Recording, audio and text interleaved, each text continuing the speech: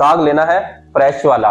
Fresh साग के क्या कहने हैं, क्या जायका। साग बनता है गंदल वाले हिस्से से, टर्मिनल बर्ड, जिस जगह से पत्ते निकलना शुरू होते हैं। चेक कीजिए, 1 2 3 इस जगह से टहनियां निकलना शुरू हुई हैं और नीचे से तोड़ लिया है। इस हिस्से को बोलते हैं गंदल का साग। इसका साग बनाए सबसे बेहतरीन साग बनेगा। अगर 3 से ज्यादा डंडियों वाला साग हो तो वो भी बना लीजिएगा, लेकिन उसको बनाने का एक तरीका है। डंडियां तोड़ें, हिस्सा सख्त होता है, इसको छील लेना है। आप छीलते नहीं हैं, डंडी वाले हिस्से को काट देते हैं।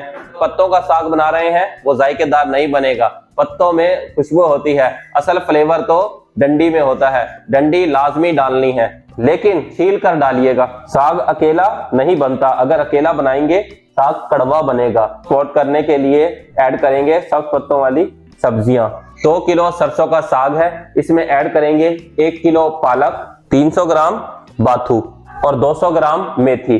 4 चीजों के साथ बना रहे हैं। शलजम भी डलते हैं, सब्ज चनों के पत्ते भी डलते हैं, लेकिन हम इस कॉम्बिनेशन के साथ बना रहे हैं।